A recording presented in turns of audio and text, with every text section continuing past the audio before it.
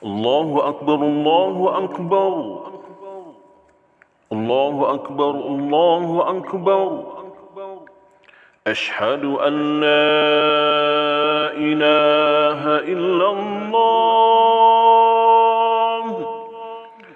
أشهد أن لا إله إلا الله أشهد أن محمد رسول الله أشهد أن محمد رسول الله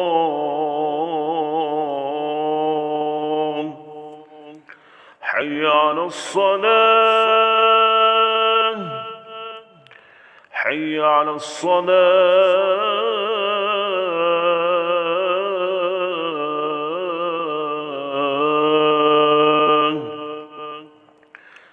حي على الفلاح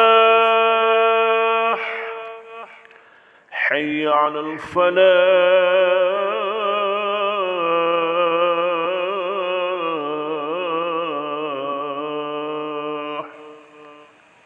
الله أكبر الله أكبر لا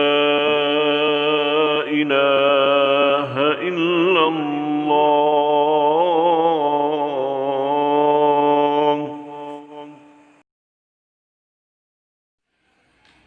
Bismillahirrahmanirrahim. Assalamualaikum warahmatullahi wabarakatuh. Alhamdulillah wa syukurillah wassalatu wassalamu ala rasulillah wa ala alihi wa sahbihi wa man tabi'ahu wa wala.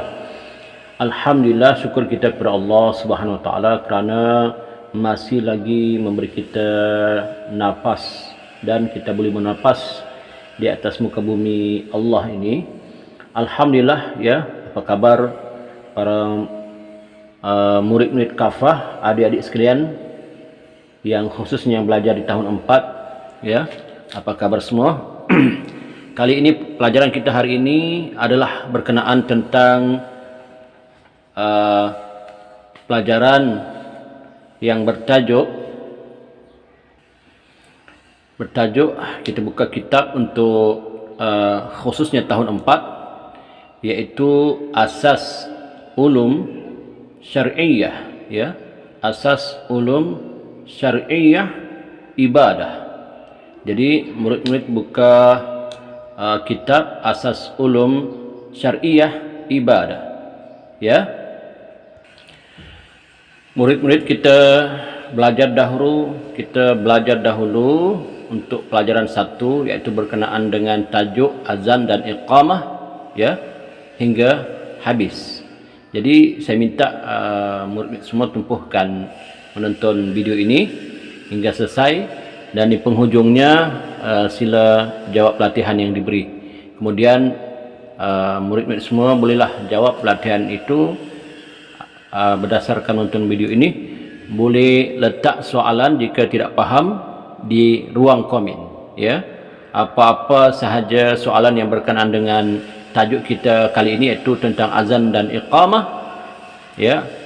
Murid-murid semua boleh letak soalan di ruang komen. InsyaAllah Ustaz akan baca satu persatu dan akan menjawab soalan itu. Kita teruskan pelajaran kita. Murid-murid buka muka surat 7, halaman yang di sebelah itu, yaitu tentang pelajaran ini, ya. Jadi hasil pembelajaran, ya, pertama menyatakan pengertian serta rukun azan. Jadi kita akan belajar apa itu pengertian dan rukun azan. Kemudian yang kedua, tunjuk cara azan yang betul. Nanti Ustaz akan tunjukkan cara azan yang betul, ya. Yang ketiga, menyatakan pengertian serta hukum iqamah. Kemudian yang keempat, membanding beza kalimah azan dan iqamah serta menghafaznya. Yang kelima, doa selepas azan dan iqamah. Seterusnya, murid-murid baca dan pahami pengertian azan. Pengertian azan pada segi bahasa adalah seruan dan pemberitahuan, ya. Seruan dan pemberitahuan. Seruan dan pemberitahuan kepada umum, ya, kepada semua masyarakat Islam bahawa sanya sudah masuk waktu solat, ya, sama ada waktu solat fardu zuhur ke, asar ke, maghrib ke, isyak ke, subuh. Kemudian dari segi istilah maknanya suatu gabungan perkataan tertentu untuk memberitahu tentang waktu salat dengan lafaz dan makna tertentu, ya. Pada istilah suatu gabungan perkataan tertentu untuk memberitahu tentang waktu salat dan dengan lafaz dan makna tertentu. Seterusnya, kemudian hukum azan dan iqamah. Hukum azan dan iqamah adalah sunnat, ya, sunnat muakkadah.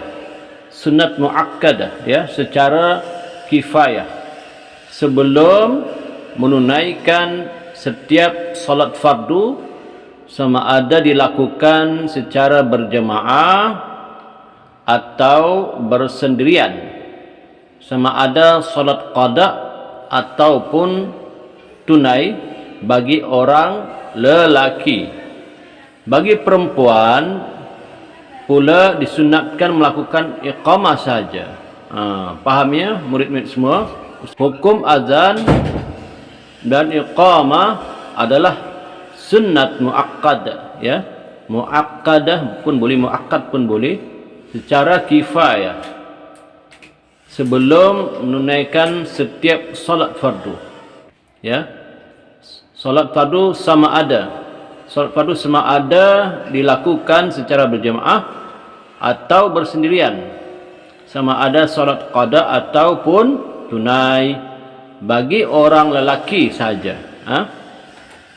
Adapun bagi perempuan pula disunatkan melakukan iqamah sahaja, tidak perlulah azan, ya. Janganlah pula murid-murid yang perempuan itu datang ke masjid untuk azan, ya. Bagi mereka qamat sahaja. Faham, ya? Jika ada soalan boleh bertanya nanti di ruang komen. Seterusnya,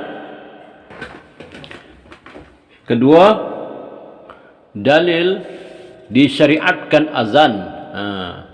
Dalil disyariatkan azan, dalil daripada Al-Quran. Kita baca dalilnya, ni suratul Jumu'ah, ya. أعوذ بالله من الشيطان الرجيم يا أيها الذين آمنوا إذا نودي للصلاة من يوم الجمعة فاسعوا إلى ذكر الله وذروا البيع صدق الله العظيم. Artinya, wahai orang yang beriman, apabila kamu dipanggil azan, ya, dipanggil maknanya azan lah, untuk menunaikan salat pada hari Jumaat, maka bersegeralah mengingati Allah, yakni salat, ya. Dia kata, wahai orang beriman, apabila kamu dipanggil, yakni ketika kita mendengar azan tu, iaitu panggilan lah, panggilan untuk menunaikan salat pada hari Jumaat, maka bersegeralah mengingati Allah. Inilah dalil, ya, tentang azan itu, ya, dalil tentang azan. Jadi bila kita mendengar azan, jangan lagi kita sambil lewat, ya, terutama salat Jumaat, ya. Terus datang ke masjid untuk salat berjemaah bagi yang laki-laki sahaja, ya. Terus datang, kerana sembahyang Jumaat tidak boleh dilakukan di rumah, mesti dilakukan dalam masjid, ya. Dan mengikut mazhab kita Imam Syafi'i, hendaklah orang yang tinggal di situ, kawasan itu, sebanyak 40 orang, barulah dikira sah salat Jumaat itu. Itu kita akan huraikan insyaallah di kesempatan akan datang.